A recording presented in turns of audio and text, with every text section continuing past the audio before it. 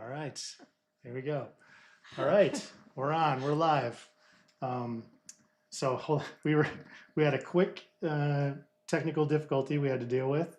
So thank you everybody for we're right on time. here you Right go. on time. If you want to just verify sure. that in a little bit. So So thank you everyone for joining the channel. If you've come in, welcome back to, this is our third episode of A Couple Beers on Outer Snail Productions channel. I've got my beautiful companion Denise, who has helped me run the show from the bar today because our guest Regina O'Brien is calling in via Google Meets, and we'll be bringing her on here in a minute. So this is the first time that we've run one with a Google Meets, having someone on via Google Meets. So, fingers crossed we don't run into any technical problems and everyone can hear us okay. Denise is going to be verifying that she can hear. I will verify. She's going to verify that she can hear right now. Regina once we start talking. But anyway, I'll get it kicked off here because she's kind of on a short schedule tonight. So we've got a lot of fun things to talk about. Hopefully we'll have her back on maybe for a part 2 or even a part 3 in the future. But so what I wanted to give you a quick background on who Regina is. I've got my notes here. We can hear. We can hear? Yes. Yeah, I just want to make sure we can hear her when she's talking, that the Google Meets is coming through. I will check that too. Thank you. Thank you, Liv. Welcome. All right. So, Regina O'Brien, she began her career in the Eagle County, Colorado Clerk and Recorder's Office 11 years ago, joining as Chief Deputy Clerk and Recorder under Clerk Teak. Am I reading that right? Teak Simonton. She was appointed clerk in 2016 and was successfully elected to office in 2018 and again in 2022. The clerk and recorder is the chief election official for the county. So she is a certified election official in the state of Colorado and also a nationally certified election official through the Election Center. During her tenure, Regina and her team celebrated many accomplishments. I'm going to pull the full list. I'm going to put the full list on the channel. Kind of the top one was they administered 15 successful Eagle County elections, including the 2020 and 2024 presidential elections, with also 2 recounts and 3 elections during the COVID-19 pandemic. So Regina has a BA in Government and International Relations from the University of Notre Dame and an MBA from the University of Oregon. And she just recently stepped down from that role a few weeks ago and is now she stepped down as the elected clerk and has accepted a position with the Eagle County Manager's Office. So I'm going to welcome Regina to the stream. Let's switch over here and see. All right. Yay. Okay, so Regina, let's do a quick audio. Check. All right, nice. Okay, well, good to see you guys. Well, we can hear you, and the stream has got some latency to it, so hopefully in about 30 seconds, we'll verify that your audio is coming through. So while we're waiting for that to come through, actually, I just saw it pop up on my phone. Are we hearing Regina? We are. Awesome. Good. It worked. The 1,000 cords that I have set up here on the bar, they're all connected. Well, They're all you are a rocket scientist. I got so if twisted anybody up in can them make like it 3 work- times and fell down. If anybody can make it work, you could. Man, it's just amazing that my Irish, Polish, temper can deal with that, all the frustration of putting all this together and making sure it's working. But yes, it actually, man, let's knocking on wood that it's going to continue to work through the rest of the stream. So always too, as kind of the theme of the show, a couple beers. I've got my giant mug full of Guinness. Yes, Regina's drinking a Diet Pepsi because she's got to pick up some. Driving kids around in a little bit, Yes. so we're just caffeinating at this point in time. I'm sorry I can't join you. Guinness sounds good, Eric. That's okay. Next time maybe we can do it on a weekend where you don't have to pick up the kids. And Denise, what are you drinking over there? I'm drinking a light sky, blue moon. Nice. Cheers. Cheers. Cheers. We'll get it started. Cheers. Okay. Cheers to you. So, okay. So the thing, I was really excited to have Regina on the show because, well, one, I don't think very many people know all the details about what goes into running our elections in the U.S. Especially it's been in the news, obviously, for the last 5 years now with everything that happened in 2020. And, I try to read about it, but still don't know a whole lot. So I was just really excited to bring you on. And I'm going to be switching between looking at Denise, looking at Jean in the thing, and then looking at the camera. Sorry. Denise, no you're the director. No comedy, Just say no camera comedy. 2, camera 1, I'm not. camera 2. I'm not. Um, I don't want the silliness coming out. I like the silliness. That's the whole point.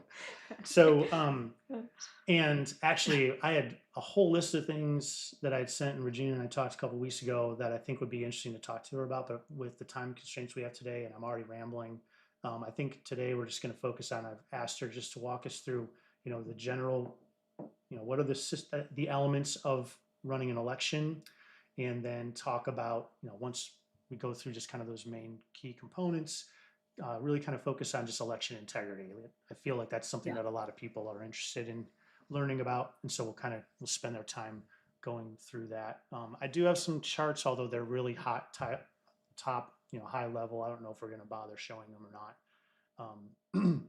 But so as far as key components goes, and also I'll try to post as much of the references that Regina gave me as I was doing research on the channel, and I'll push it out to the social media sites too, just links to the things that the sources that she gave me.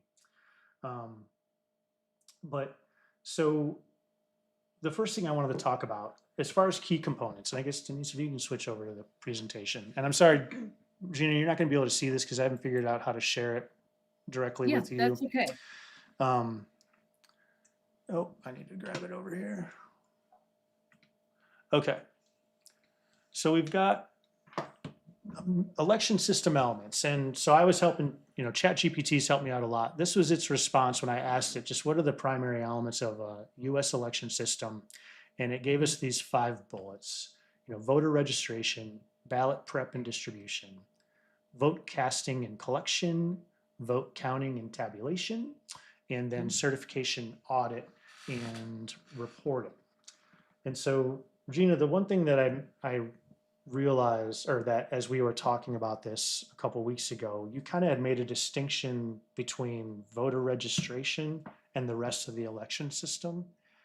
Yeah. And so can you talk a little bit about that? Like, why is that important? Happy to, and why it's important. So, after 2020, well, I'll say I've been working in elections since, started in the clerk's office in 2013, but really started to work heavily in elections in 2016. And the election landscape for election administrators went from, folks asking you what you did when it wasn't election day, right? Because nobody thought much about the election process. And then after 2020, all kinds of information went out to the public, and people started asking a lot about like election systems and actually the tabulation system. So, that whole system component came into kind of the general conversation about elections. And what I can speak to, just this is going to be my preface for everything. So I have run elections in the state of Colorado. Every state has different laws, different systems that they work within. And so everything I'm going to be speaking to is the state of Colorado. So in Colorado, we operate elections off 2 main systems. One is the statewide voter registration system. That system is maintained by the Colorado Secretary of State's office. And that system, by design, is connected to the internet, meaning that there are 64 counties in Colorado, and all 64 counties utilize this system to register voters. This system has cross-checks in the background with Social Security Administration. It connects to our driver's license, our Department of Revenue driver's license.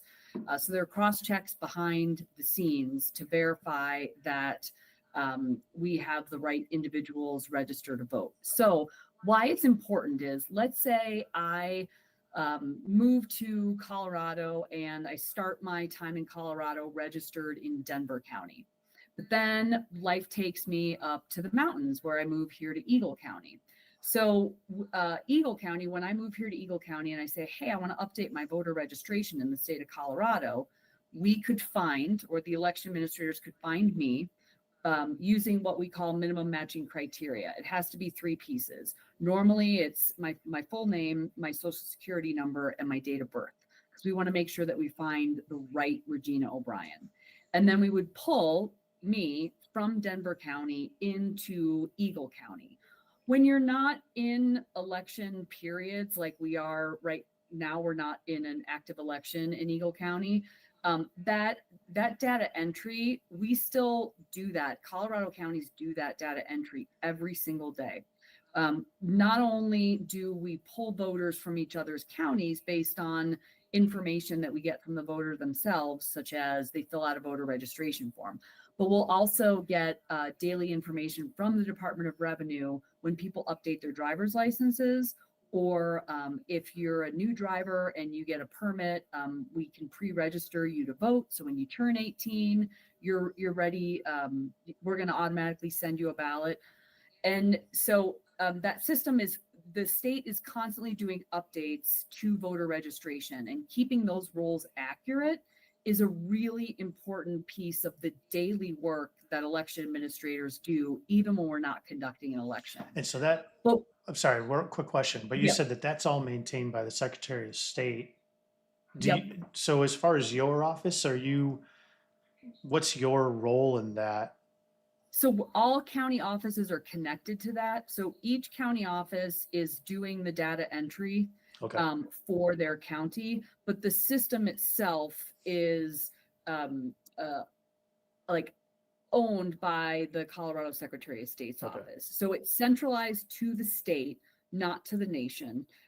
Each state has their own voter registration database. So ours, the acronym is called SCORE, for State of Colorado. I forget the rest of it, but Yeah. so we work in SCORE every single day.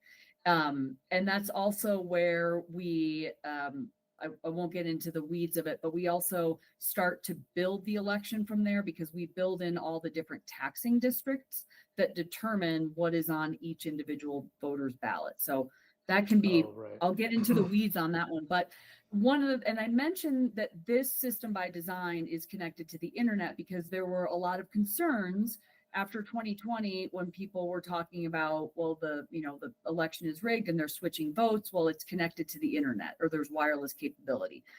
And the second system that we use, which is actually the ballot creation and tabulation system, is completely separate from the statewide voter registration system. And that second system is not connected to the internet, and it's not even connected to, it doesn't even have, in our case, Wi-Fi components built into the actual computer. Mhm. So that is completely, we call it an air gap. Right. There's no internet connectivity. So when talking to people about elections, I'm like, there's 2 systems, really important systems that we use. Statewide voter registration by design needs to be connected to the internet so counties can talk to each other. And the actual election ballot creation and tabulation system, the system that's actually scanning the ballots and tabulating the votes, Yeah. that is a completely separate system. Yeah, that's what I just made a really rudimentary system boundary diagram. You're just saying, Yeah. all right, 1, voter registration, boom. Second main element is the rest of it, the actual, administering the election. And then exactly. And one other thing I'll just say about, as you get into an actual election period, that connectivity between counties becomes even, for statewide voter registration, becomes even more important, because during the election, we will be, like, Colorado's a mail ballot state, or a vote by mail state. So we automatically send out ballots to active registered voters in our county. Each county does that. And so what we will do is, let's say I send a ballot to one of our voters, and that voter has moved, but it's they're having their they're moving, and so their ballot is going to an address where they no longer live. They go to Denver County, and they say, oh, now I need to vote. I've moved to Denver County.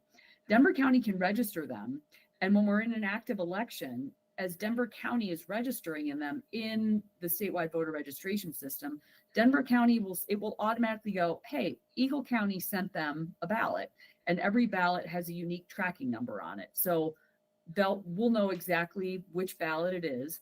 And then Denver County will pull that voter into Denver County. They will issue them a ballot, and the system automatically voids the Eagle County ballot.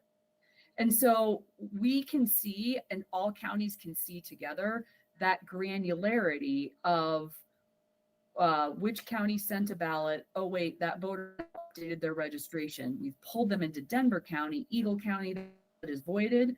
Denver County has the live ballot that the voters should be voting. And this really allows us to, like, folks will say, well, if you're mailing out ballots to people, what if I vote my Eagle County ballot and then I register to vote in Denver County and I vote my Denver County ballot? You can do that. It's against the law. And the reason we'll know that you did it is because if you turn in both ballots with those unique numbers on, we will know and Denver County will know, and that's twice voted and you can't do it. Right. So that's just one example of why that system is important, that we have that connectivity between the counties in the state, so that we can manage all of our voters and make sure that only one ballot is voted. I didn't include this in the notes, but so what about, people asking, saying that deceased voters' ballots are getting turned in? How would, so, is there some kind of like time lag if someone passes away versus when the voter registration system is notified of a death? Like, is there any kind of typical delay? That's a great question. So two high level answers on that. One, if the person passes away within Colorado, counties get notifications of deceased people who have died in Colorado and particular to their county. So we will get that from our CDPHE, Colorado Department of Public Health and Environment. We will get those lists, and so we can remove those voters from the voter rolls. We also get information, obviously, from family members if somebody's passed away, and we can follow the proper procedures to get them off the rolls.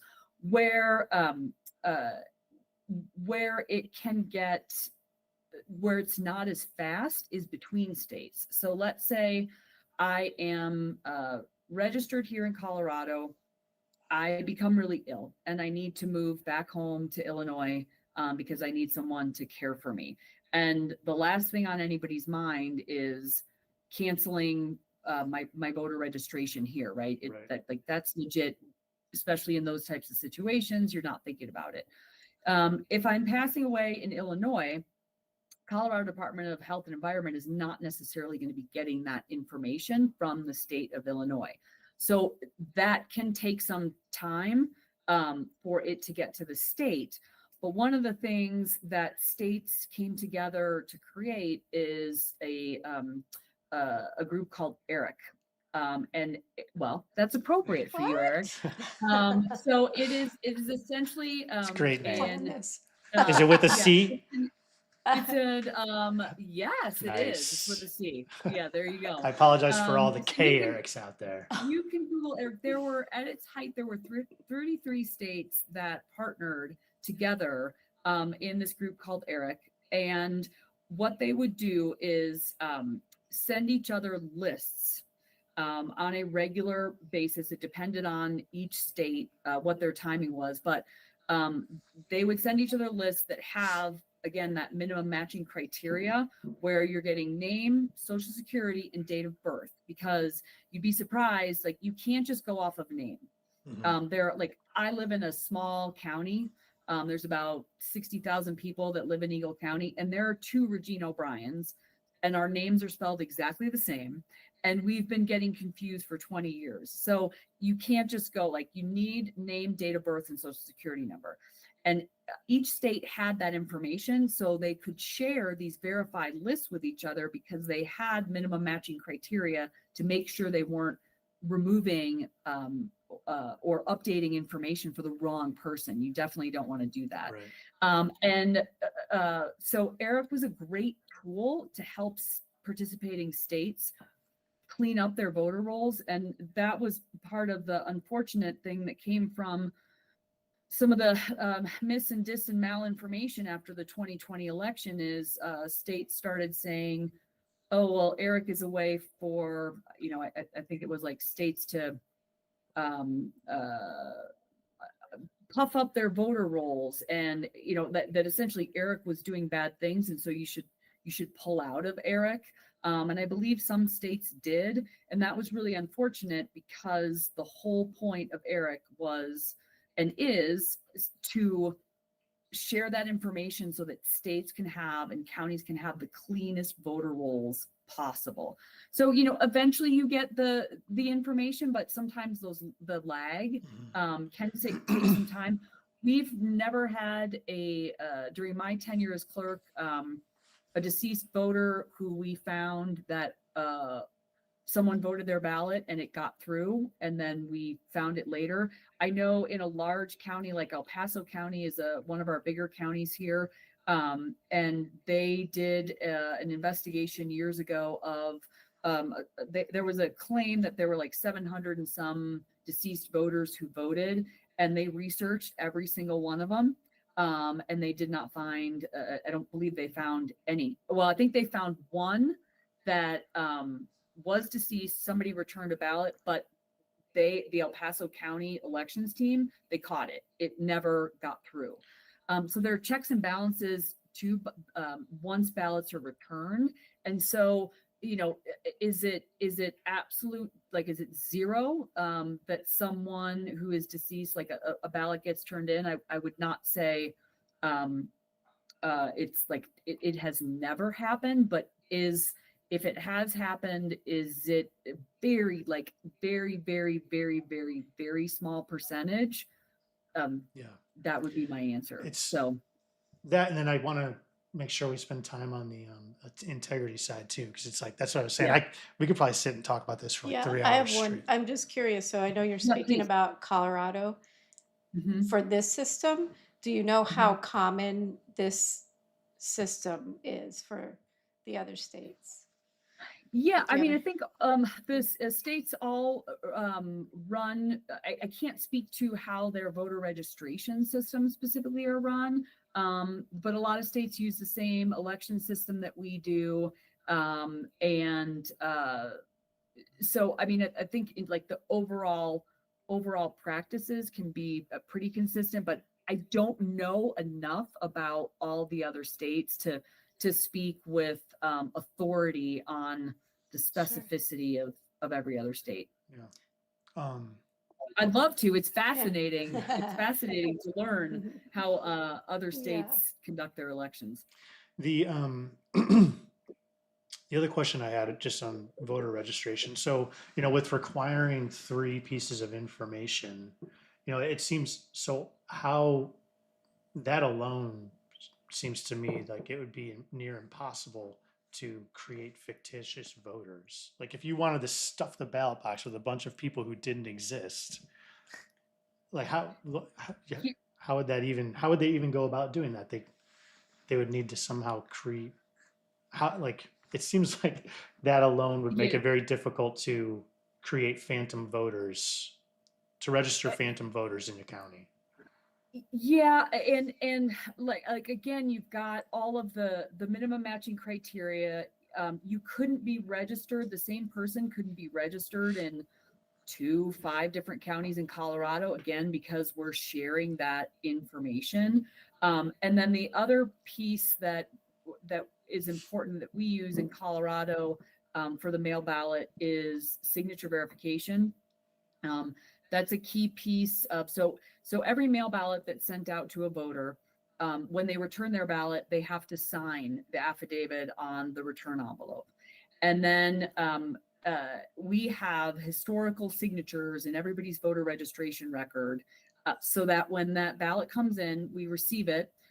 So we scan a barcode that says, "Yep, that's Regina O'Brien's ballot. We've received her ballot." But then it goes on to signature verification, and signature verification is done by trained citizen election judges. We call them election judges in Colorado, but other states will call them, poll workers. So we call them election judges. So our trained citizen election judges, it's not our team. They look at the signature on the return envelope and they compare it to signatures in the voter's historical election record. We have 2 tiers of signature verification. So tier 1 is a review. And if the judge says, "Yep, that's a match," it is accepted and it will go on to the counting room. If that judge says, "Not quite sure, I want a second review on it," it is then elevated to tier 2. And at tier 2, a second team of election judges. And when I say judges and it's a team of judges, it's always bipartisan. So it's never an R and a D, it's never an R and an R, or a D and a D. It will always be a Republican, Democrat, and we do have unaffiliated voters, which you call independent. In Colorado, it's unaffiliated, meaning you're not affiliated with a party, because there actually is an independent party. Right. So we would have a Republican paired with an unaffiliated judge, and tier 2 judges would look at that signature and they would determine whether they thought it matched or it didn't. If they determine it matches, then it would go on to the county room. If it doesn't match, then we reject it, but it doesn't mean that we're not going to count it. At that point in time, counties are required to send out signature, we call them signature discrepancy letters. So we send a letter, and if we also have an email on file, we'll send an email and we'll say to the voter, our judges found that a discrepancy in your signature. Please fill out this affidavit saying if you did vote your ballot, and also include a copy of your valid form of ID. And you send that back to us. And if we get that back within 8 days after the election, we can then count that ballot. So that signature piece is another way of verifying identity. And that is a key component of how mail ballots work in Colorado, is that signature verification. Okay. I had no idea that was so important. Yeah. I'm not going to sign the way I normally do anymore. Yeah. Oh, your signature? And Yeah, yeah. And each state is different. It's also, if there's a missing signature, like no signature, then we send them a letter. So yeah, but they can still cure it. And if we don't get a cure letter back, let's say we send it to a voter and we don't get any response, then after the election, we compile all that information and we send it to the district attorney for investigation. So yeah, because I may be remembering it wrong, but in Arizona they actually funded that independent audit after 2020. And one of the things that you would read about in the news that they had been claiming was a possibility was that China had effectively stuffed the ballot box, and so they were inspecting ballots for bamboo fibers and other evidence of some external source of these ballots. Yeah. And so like you mentioned, I don't know how similar Arizona's approach is to Colorado's, but in like that sense, like if someone tried to send in a fake ballot, right. I feel like that alone, like unless they sent in a duplicate ballot with someone's name and signature on it, they would also have to have the appropriate serial number on the ballot that was sent to that person. Exactly. Right. So exactly. the amount, like when you start to stack up all of the things that would have to occur for that fake ballot to actually get through the system, it basically is, it approaches the impossible. Like I don't. Yeah. And the other component too is we have to, after the election, not only do we have to audit the election, but we also have to do what's called canvass, which is essentially a fancy word for we have to balance out the election. And we actually do this every single night after we have ballots out. And what does balancing the election mean? So balancing the election, like during the election period, we know, okay, we've sent out this many ballots. And to your point exactly, Eric, like both of your ballots, Denise, your ballot would be assigned to you.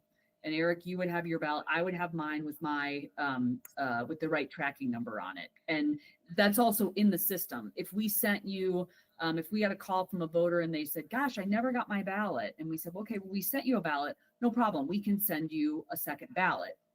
And counties in Colorado, we do this all the time. We send you a second ballot. It voids the first ballot sent out. We issue a second ballot, and then that is sent to the voter. And we know on what date we sent each ballot. We know what the tracking numbers are. So where was I going with this? Okay, so balancing. So during the election, before we even get to election day, we are receiving ballots in every single day. And those ballots are in different, we call them buckets, different phases of the election. Some have been received, some have been through signature verification and are ready for the counting room. Some have been through signature verification and have been rejected, so they're waiting for the tier 2 judges to come in. And so, and those are 3 buckets, but we can have, we have military and overseas ballots, but let's simplify it to 3 buckets. We balance those buckets every single night. So we do a physical count of physically how many ballots do we have and what buckets are they in. And then we verify that against the statewide voter registration system, because we scan each barcode in. We're like, what does the system say we have? And then physically, what do we have here? And we do not leave until we balance every single night. And at the end of the election, we also have to balance out the election to our canvass board, who are appointed by our local political parties. So we get a Republican and a Democrat, and our canvass board comes in and we have to show them all the reports, and we have to go through the math of saying, we sent out, I'll make the numbers round and easy, and hopefully I can do the math, but you guys correct me. All right, Eagle County, we sent out 100 ballots, but we received 90 ballots back. Because I mean, in a perfect world, we'd have 100% voter turnout, but we don't. So we're going to go with 90% voter turnout. So we received 100 or 90 ballots back out of that 100. But then we rejected 10 ballots that never got cured. So we didn't scan those ballots. Now we're down to 80 valid ballots. And then our separate system, the actual ballot tabulation system, those reports would have to show we tabulated 80 ballots. So the statewide voter registration system is going to tell us the 100 ballots that we sent out, the 90 that we got back, and it's also going to track those 10 rejects that were never cured, that we never scanned. And then we have those reports that have that information. And then we'll have our actual election system that we tabulated the ballots, and that will say we scanned 80 ballots. So we have to have all that backup documentation, and we need to be able to prove out the election before our canvass board will sign off on the election and certify the results. So if you have election night on November 5th, as we did this last year, counties don't certify the election really until close to Thanksgiving. There's audits and these canvass procedures that happen after the fact. And our canvass documentation, it's all available for the public to look at. So if we, like, that's just besides the tracking numbers and everything else that's involved in it, we wouldn't balance. If I tried to put an extra 10 ballots in that weren't attached to a registered voter and that we couldn't track through the system, we're not going to balance each night, and we're certainly not going to balance at the end. Right, because I mean, a fake ballot like that wouldn't get through the first screening for signature, right? Because there would have to be. It wouldn't even get, like, you would we call it like the initial, like, okay, we've received it in, and we're scanning the barcode to say, hey, Regina O'Brien, your ballot, we've received your ballot. That we don't have a corresponding voter. If it's not in the system, we don't have a corresponding voter. So it wouldn't even get to someone to look and try to verify the signature. At that point, it just gets tossed in like a. Of course, we do research and go, what is this? And honestly, because the way the system works in my tenure, that never happened. Right. So you wouldn't Never even know, happened. like, I would So- assume you probably have a process in place in case it did. Yeah. I would But- just say, Oh yeah. Oh, for sure. And we, there's not, there's not, we also have 25, we have to retain every record, including every seal, every piece of paper for 25 months after the election. Federal law is 22 months. Colorado law is 25 months. So every single, if any piece of paper comes in like that, we're like, we don't like, this doesn't have a tracking number, we're going to investigate something like that. We would turn over to the DA.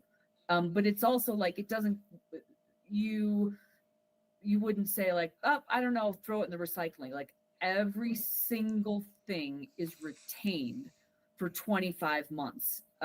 And so you do your research into everything. This ballot's got ketchup stains on it. Well, that happens all the oh, time. that's mine. Yeah, it's ketchup stains or syrup or coffee. Yeah, we get those. So we've just been sitting on the same slide for a while, but you kind of segued into, I think it'd be good because we're getting into, you've mentioned a few of the pieces of just what do we have in place as far as just to make sure that our elections are robust and that the process is the way that, so the website that you forwarded me to and what I'm going to reference here, the Colorado Election Integrity website. So Regina sent me a lot of good links, at least for, like she said, in Colorado, they've got some pretty well to understand, just simple websites or web pages on there that talk about the different elements of the system, and they just describe it as just many layers of security. So once we've been talking about the voter registration part and making sure that the ballots we're getting are actual legitimate voters. But then as far as just the whole tabulation of those ballots and making sure that they're counted correctly, that whole second side. The websites that you sent me, there's a whole bunch of different steps to make sure that the ballots are counted correctly and audited and such. And so those layers of security is kind of what the next few slides that I have. And I think I just said, how elections work in Colorado. If you go to this website, it lays it out very nicely.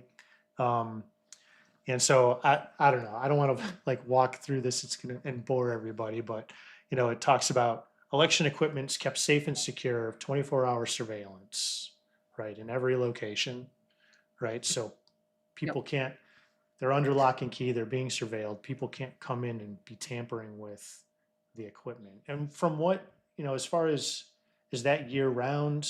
What's, Yep. 24/7, 365. So any piece of the voting system, which is different from the statewide voter registration system. So in Colorado, we have two approved voting systems. One is the Dominion system, and 62 of the 64 counties use Dominion, Eagle County included, and then Clear Ballot, and 2 counties use Clear Ballot. We purchased the Dominion system back in 2016. And it's worked really well. So that's the system that is not connected to the internet, and it should have that, or it shouldn't be, it should have that air gap. And it's not connected to Wi-Fi. And our system here in Eagle County, it doesn't even have the Wi-Fi. Like there's nothing inside. It's not like it's turned off. You can turn it off on your phone, but if you turn it on, it's there. That's not the case with the systems that we have. And so that system is where we actually create the physical ballot. And that is how we tabulate, and it comes up with the results. So completely separate from the statewide voter registration system. It's under 24/7, 365 video surveillance. We have to have secure locks with only authorized badge access to get in there. And all of that, again, like all that footage has to be retained for 25 months for each or after each election. We have to have logs of who comes in, and we verify those logs to make sure that they're only people who are authorized and background checked to be around voting systems. how many people typically have that access? With the election team itself for our county is 5. And then our election judges, when they'll be working in rooms next to it, but they're not authorized to be in there. So if you don't have badge access, each door has a physical paper log. And so, for example, let's say that we need, sometimes we have to have election judges come into those certain areas. They don't have badge access, so we escort them in and they have to sign the log that they have entered the room. They're also under video surveillance when they do that. On top of that, you've got password access. So just like your normal computer, there's I would have the initial log on for me saying I'm trying to get into the system, like into the, like your Windows, right? And then if I want to launch the actual election program, in the election that we're using, I also have a different login and password for that. And it tracks the people who are in the system.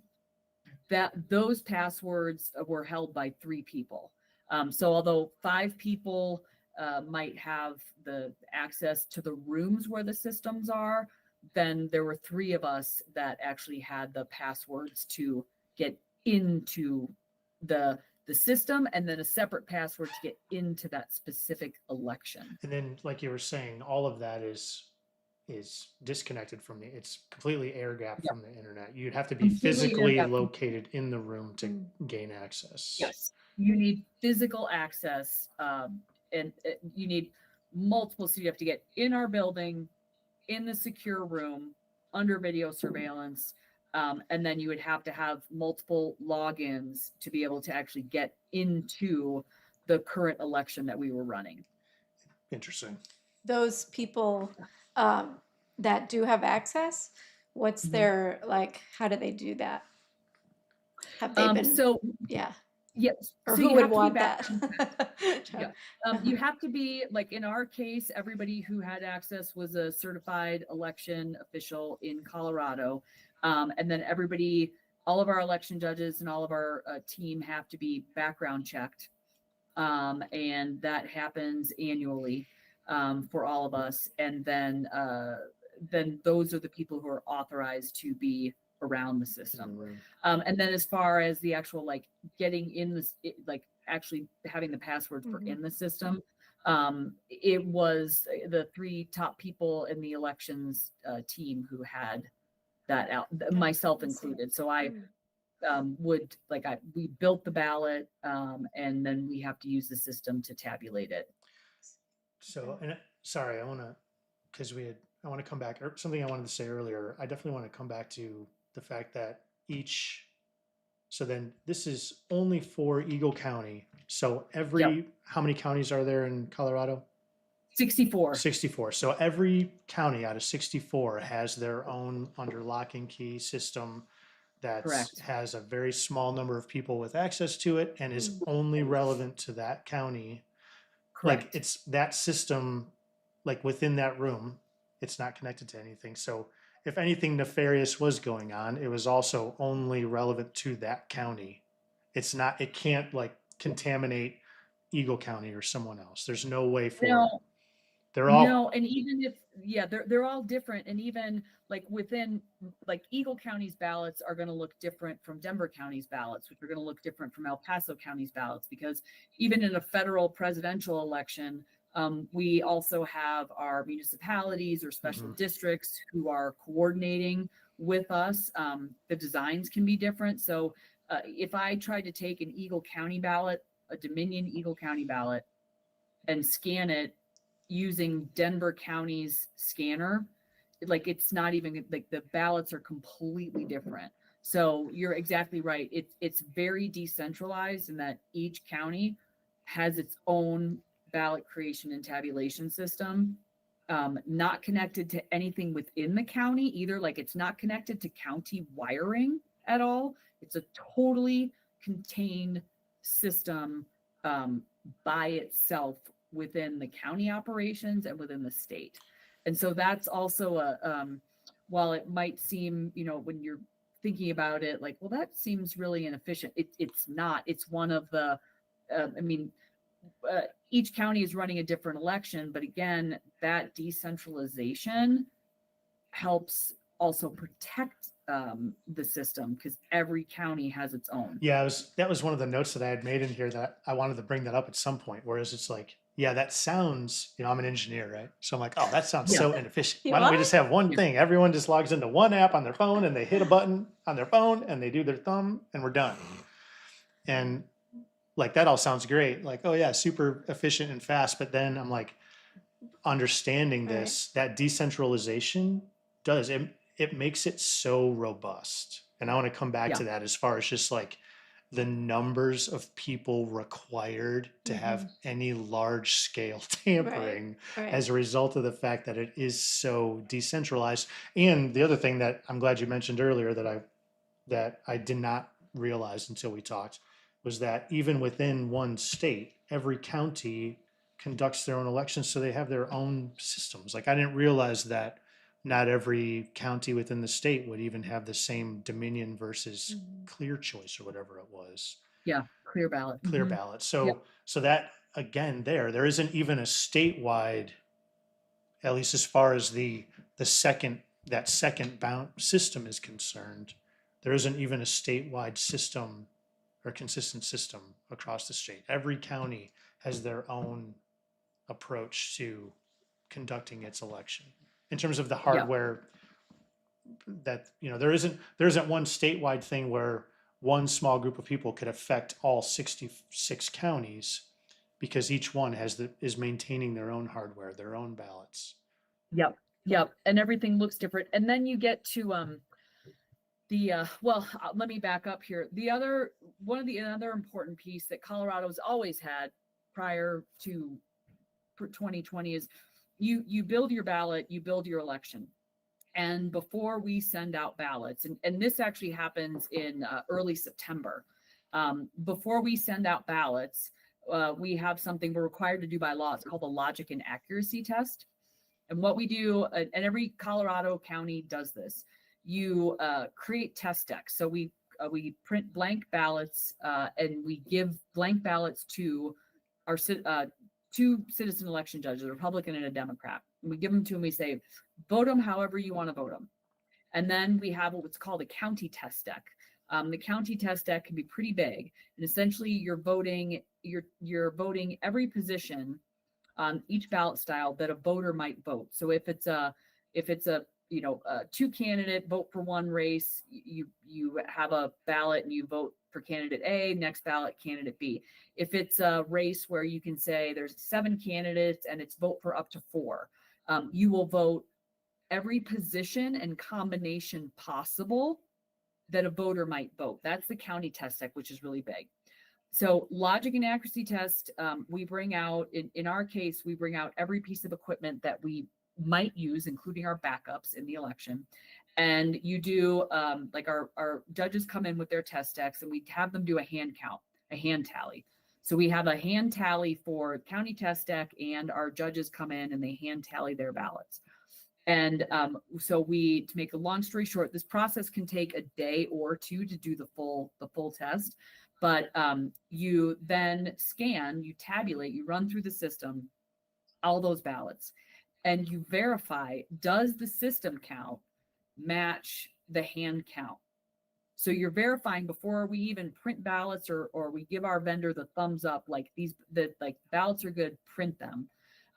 We verify that the system is tabulating correctly and everything is working correctly.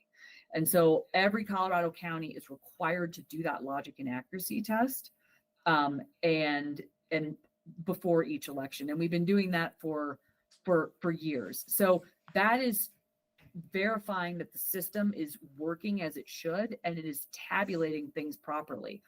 Then you get through the election, and before you can do that canvas process, Colorado has what's called a risk limiting audit. And we started that. We're the first state to do that in 2017.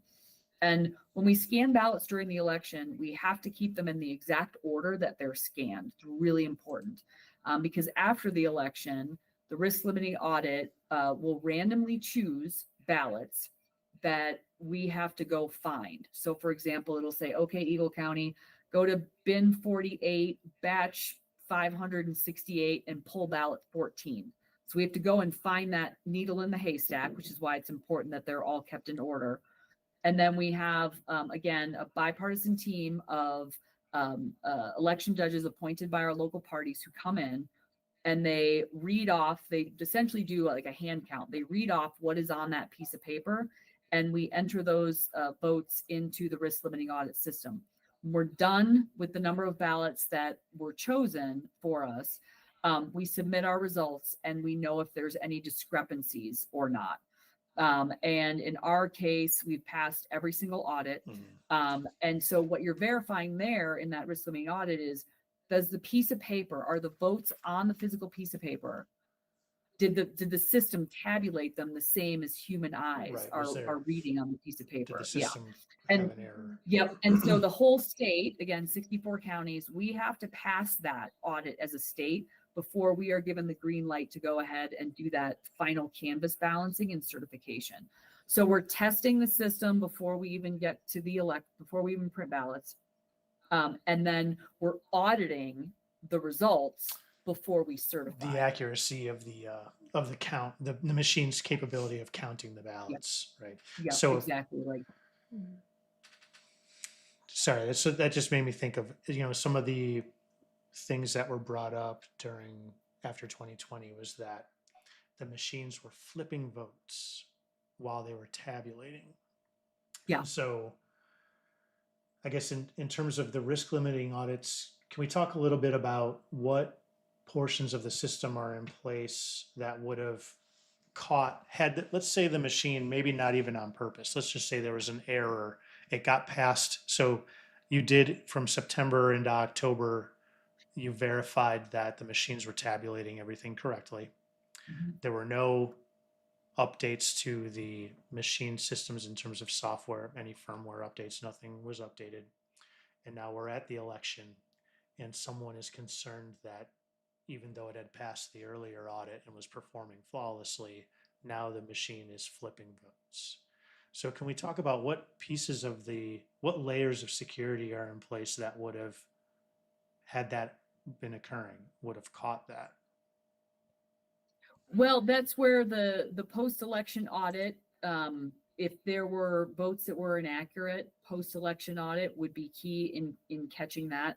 There's also, not to get super technical, but there's hash values on all of our systems and equipment, and you can go and run the hash to see if anything within the system has changed.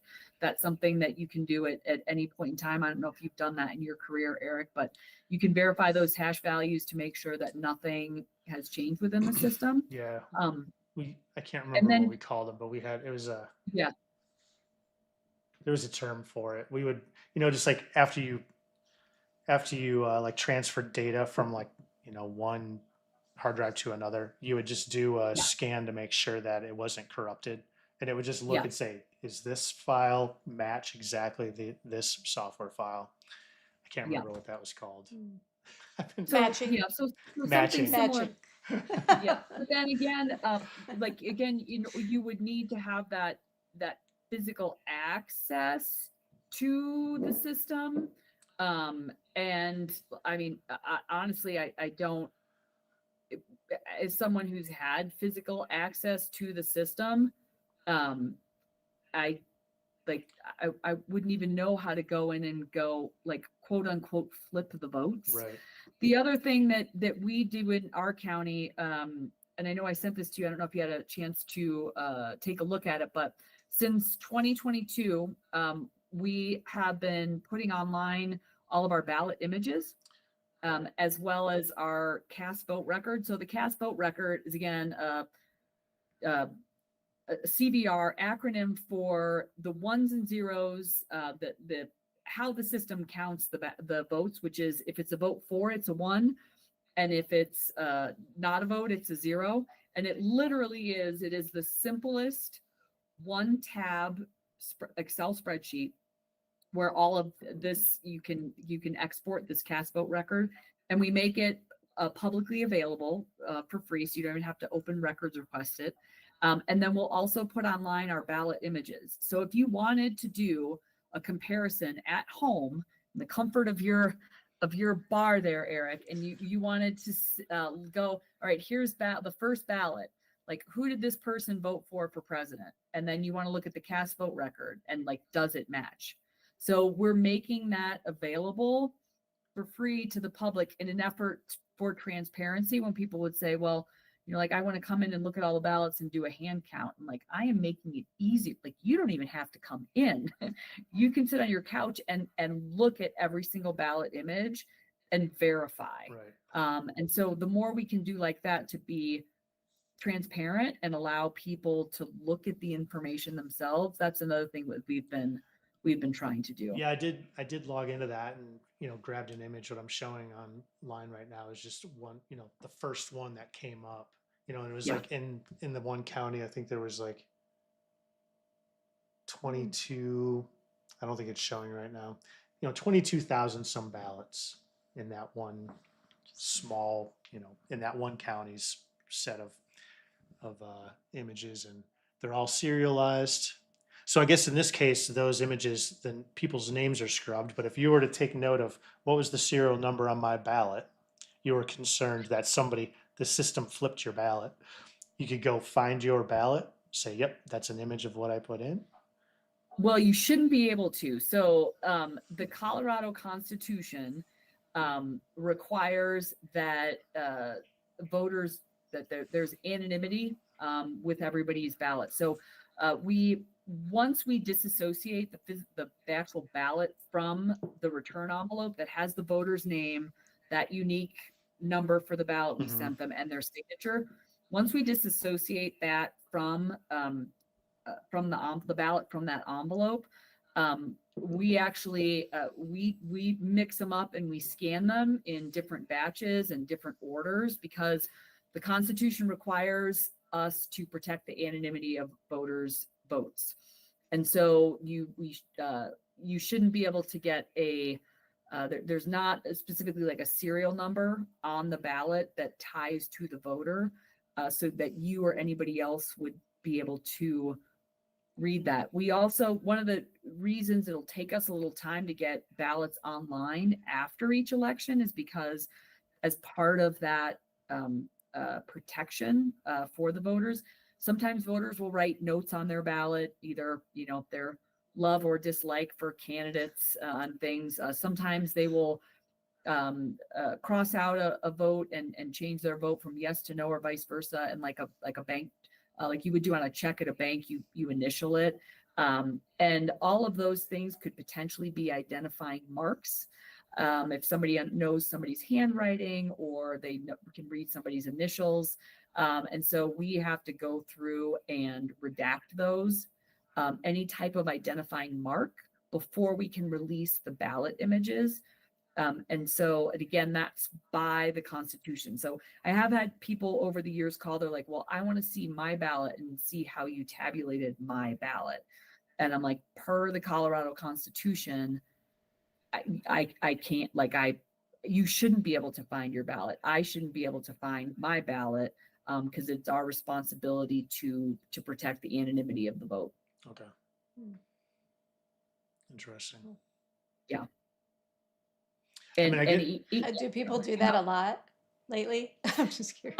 Or, No, not Okay. so much. I've probably over the years had less, probably what I could count on one Oh, hand, okay. people specifically asking about that. But then you have to explain, it's not just a law or a rule set by the Colorado Secretary of State's office. It's actually in the Colorado Constitution that we're responsible for doing that. So to go back though I'm going to back up on the slides here.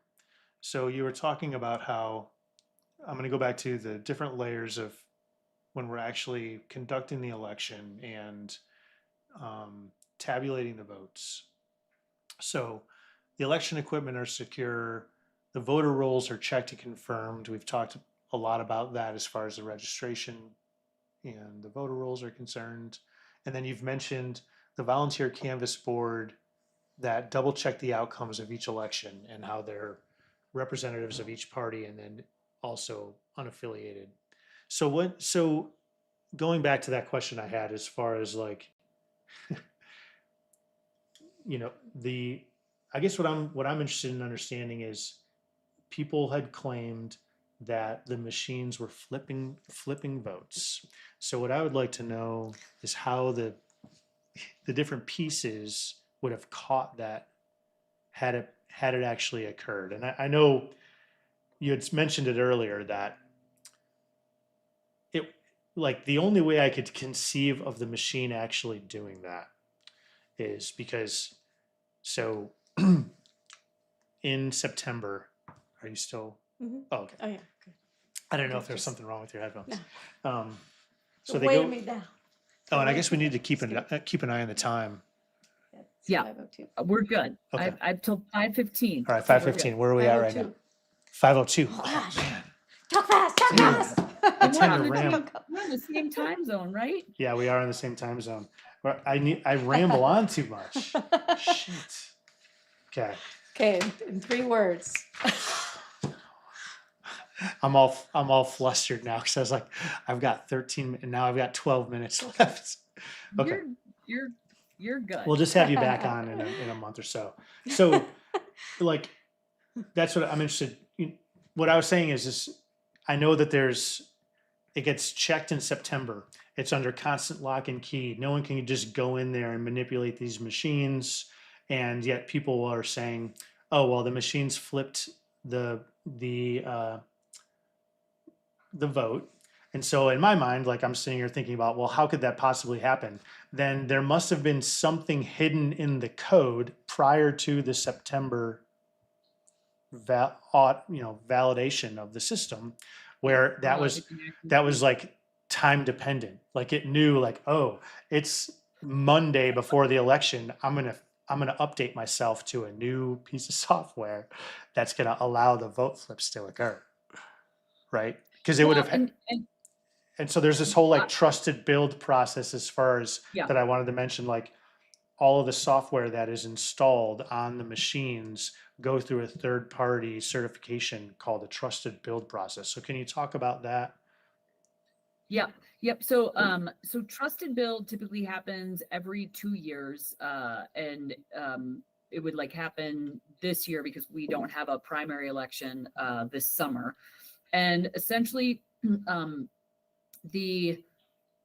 it is upgrading your system, and many of the times they're either great functional upgrades or security upgrades. So these upgrades, just like your normal computer, you want those upgraded functionality and upgraded security. That's really what the new software brings in. So when before counties get the software, it's a huge, long process where the like Dominion would have this upgrade, and it would be a new version, and they have to have it first certified by a election system vendor, and essentially they provide, like, it is the book, every single line of code that is there, and it is verified independently by that third party. Mhm. In Colorado, it also has to get certified by the state. So it goes through the national certification. It also gets certified by the state. And once it's passed those certifications, then that upgrade can be installed in each county.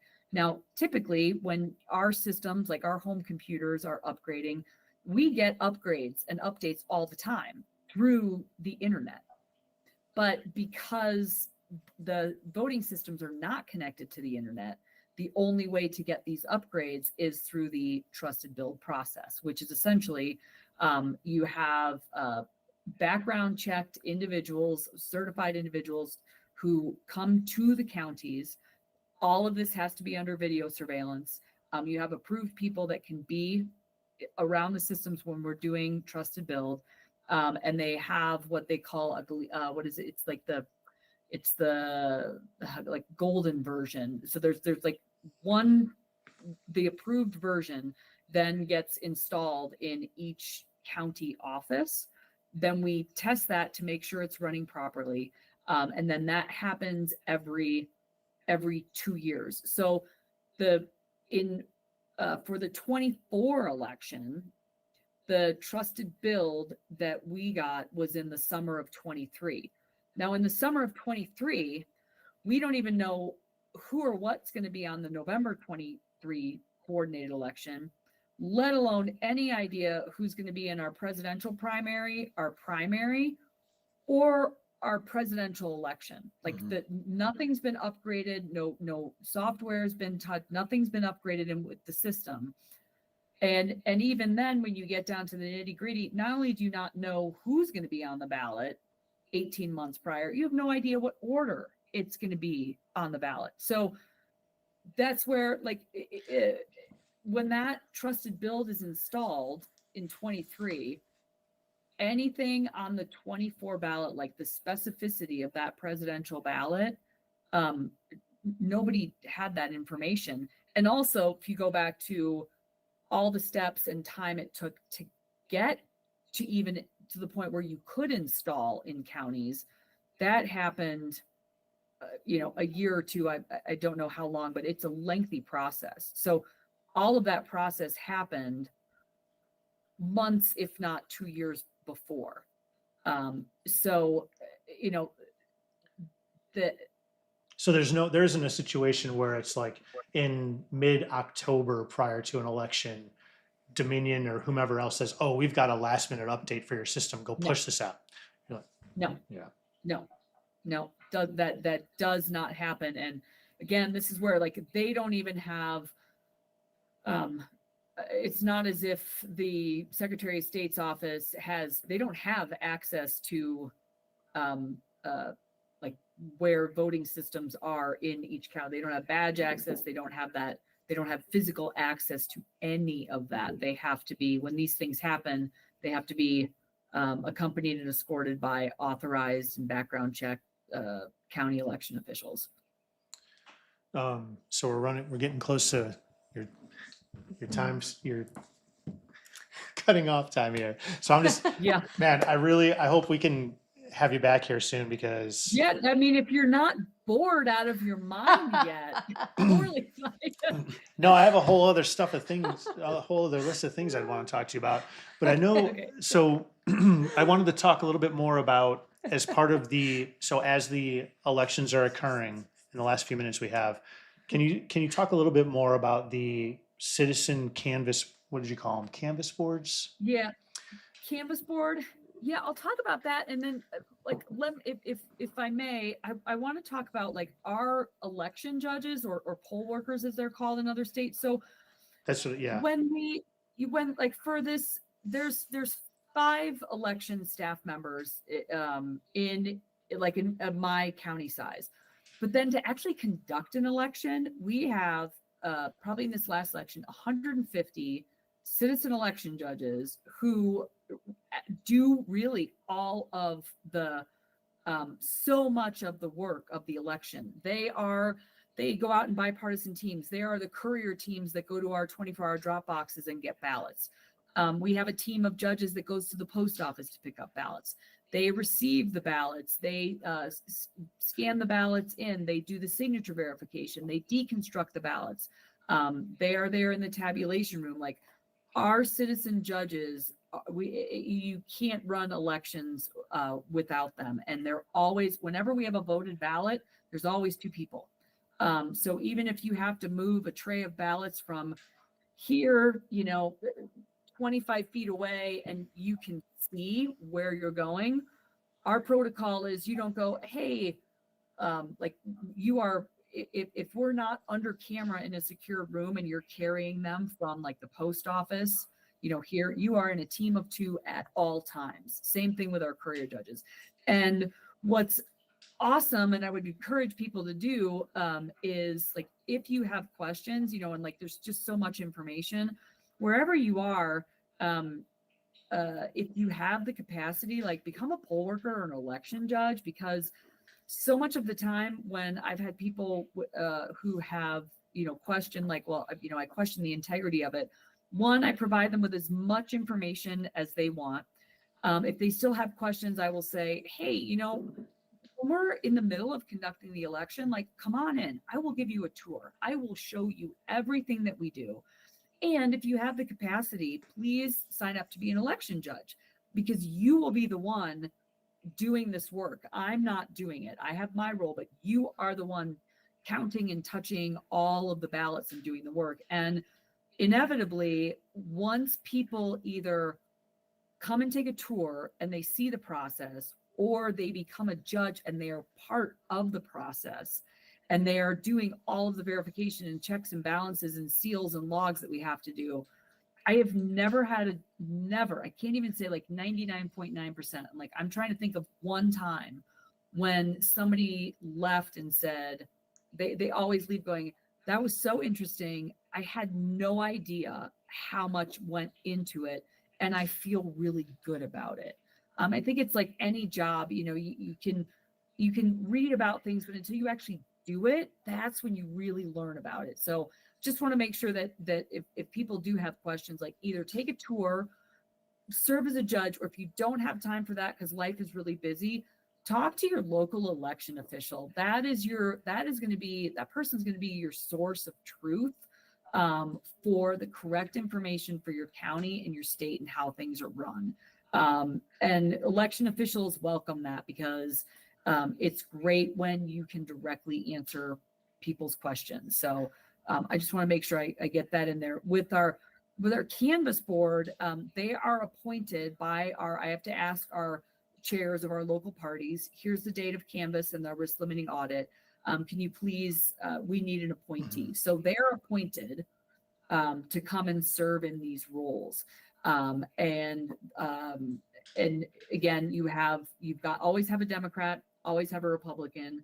And then the clerk, no matter what their affiliation, can serve as the third person on that canvas board. So that outside verification, it's the same thing. Like we do our logic and accuracy testing. We have our election judge, or the board, that we're like, vote these ballots however you want. You hand mark them and vote them however you want. We're going to scan your ballots. We're going to hand count your ballots. We're testing your ballots.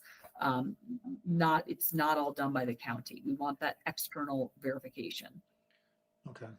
So yeah, because I thought that was really just powerful. Like, no one party could, you have both parties or all parties represented who are doing some, at least, when we're talking about all these layers of security and making sure that the elections are actually conducted legitimately, they have opportunities to see, like, if someone was trying to do something nefarious, you have the people that would be at the opposite end there, ready to throw a flag saying, no, I disagree with your signature verification, or I disagree with your, acceptance of the audit results, because they are always involved as part of that process. As part of the process. And as we end, I'll give you the warm and fuzzies, and this is genuinely true. In my experience here in Eagle County, and I know that hasn't been the case for all election officials, but what I tell our judges, especially when they're a new judge, I'm like, what you're going to find is, like, you are paired up with someone of a different affiliation. And what is so beautiful about when they come in to serve is the number of, like, friendships that are made, and people then, like, oh, we should meet up for coffee, or do you want to play pickleball, or, like, let's exchange recipes. Like, it really is cool to see people of different affiliations come together. We all have one goal, and that goal is to conduct an election with transparency, with integrity, with security, and that is accurate. That is our goal. Right. And we share that goal. And you see people come together and do their jobs for that outcome. And I think that's the other thing that people will leave with, is not only understanding more of the process and going, I had no idea. There's so much involved in this. This is really cool. I feel good.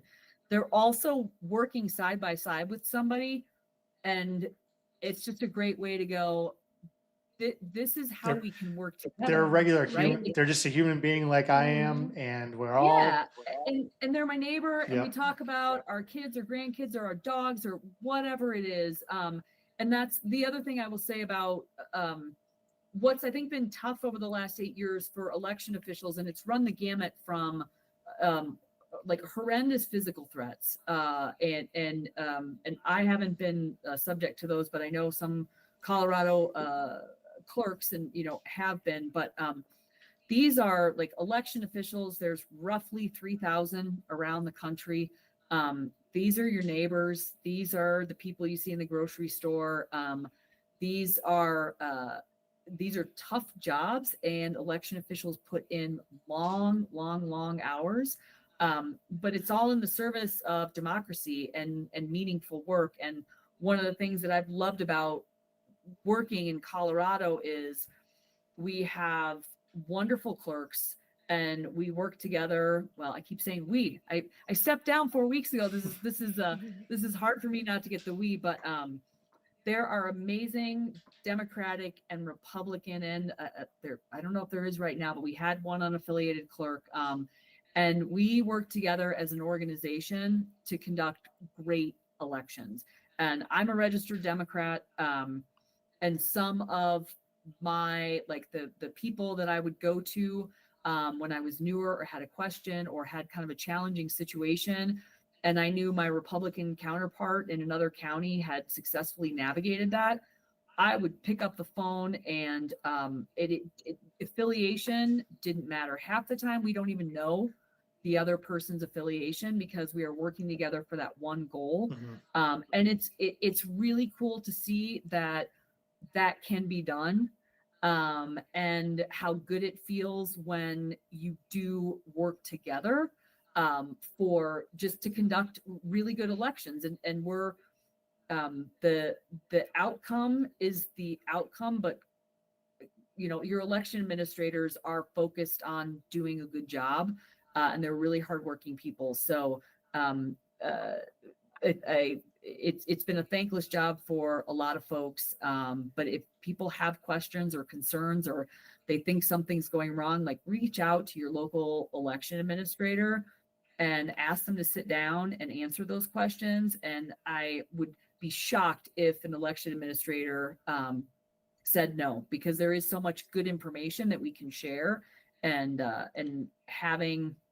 building that relationship with your election administrator and your source of truth, I think is really going to be helpful to a lot of people. So don't get a lot of your information off of social media. Just Right. go talk to the people who are actually doing the job, and I'm sure they'd love to talk to you. Yeah, that's why, like I said, I'll put the link to Colorado's.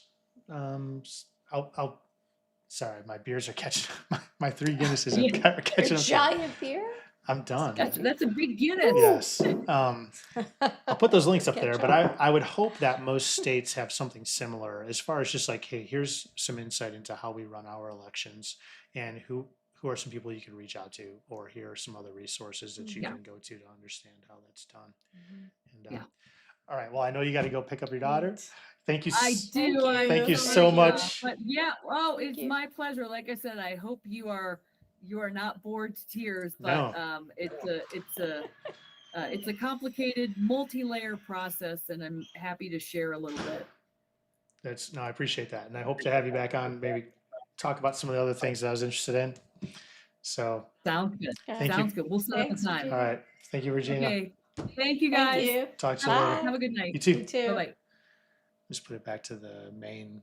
Yeah, the main one with just us. Solo? Yep, solo. Yeah.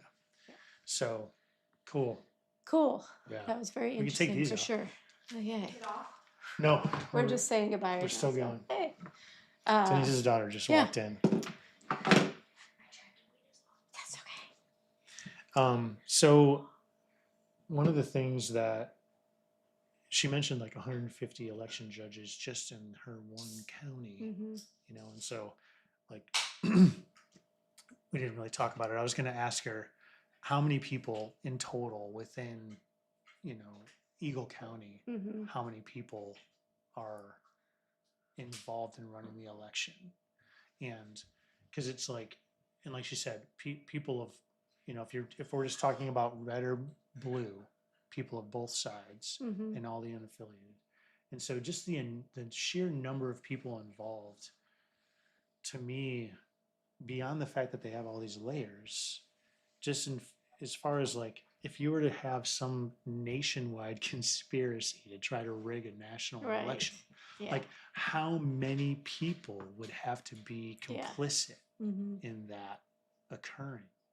You know, and it's like it starts to get into the point where just one, so she said what, 66 counties, Mm-hmm. and there were in those counties alone just 150 judges, right?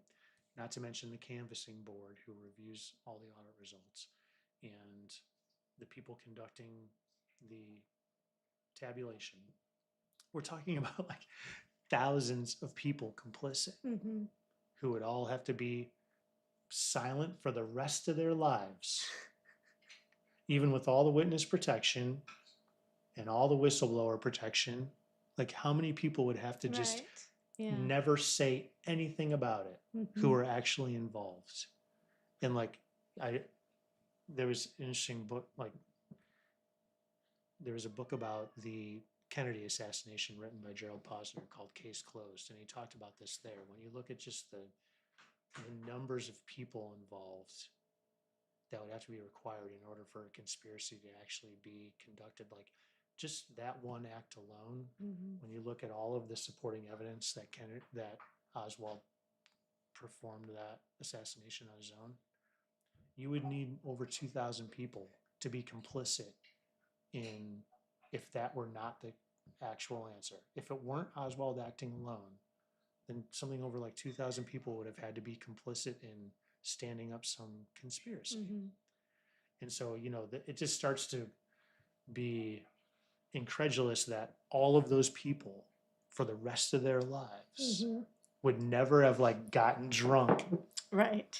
and Right. admitted Same. Right. being a part of this, Mm-hmm. right? And so, like, now that's just one act. Now we're talking about a national election that's completely decentralized. And so like in Colorado alone, 66 different counties. So, you know, how many counties were specific, you know, how many people conduct an election in each county, and how many counties would have had to have been tainted in order for it to Right. sway the vote in a direction that wasn't correct. And you just start to tabulate, okay, for each county, it's 120 people times 30 counties or 40 counties times, now, let's just say all the swing states. Like, how many people would have to be involved? And at that, just that alone, to me, the numbers just Yeah. make it impossible Yeah. that no one would crack. Not a single one of those people would crack. Right? Or they were all killed. Right. They were all silenced. Every single election worker, let's look and see, every single election worker has been silenced. Yeah. So, anyway, all right. Okay. Sorry, I'm rambling That's on. all right. Okay. Do you have any? Sorry, I've been. No, I really like what I really like. You can tell that she really enjoys what she does, Yeah. especially her last part when she was just talking about the job and the people. Very interesting. Yeah. Makes me want to like check it out and just really, yeah, Maybe it's cool. maybe Good info. volunteer for Maybe. the next election. The thing that's difficult with that though is just like, how much time does it actually take out of your day? Like, do you Yeah. have to be retired or Right. like unemployed, or Well, if you I know, find out, I'll. it'd be interesting to you know. see like, yeah, how much time. We'll have to. So I do want to have her back Mm-hmm. because I have other things that I want to talk about besides election integrity that I have questions about. But yeah, how much time is required to Yeah. participate? You know, can someone who's working a full-time job and like taking Right. care of kids, can they find time in their day to also participate in Right. conducting our Right. elections to make sure that them Chinese ballots aren't getting through? Right. Okay. So yeah, that was yeah, I liked her passion about what she does. Yeah. Super cool. Regina's a very cool informative, person. so, awesome. Just random, we didn't get to it because I Okay. wanted to get past it, but yeah, she and I grew up in the same hometown, Yeah, no, you small didn't talk town, about that. but Mhm. never knew each other Uh-huh. because Yeah, she it's was like, interesting. grew up on the other side of town, went to different grade schools, went to a private high school. I didn't know her until a mutual friend of ours Mhm. introduced us. So Hmm. yeah. Anyway, Cool. All right. For Okay. anybody who's out there watching or watching the recording of this, please thank you again for stopping by. I will put all the links to the references that Regina gave me out onto the community posts, and hopefully we'll have her back soon to answer some more questions. Cool. All right. Thank you. Thank you. Thank you. Thank you for helping run Let me this. find my. And we're gonna sign off. Yeah. Okay. Thank you. Thanks. Bye. Bye.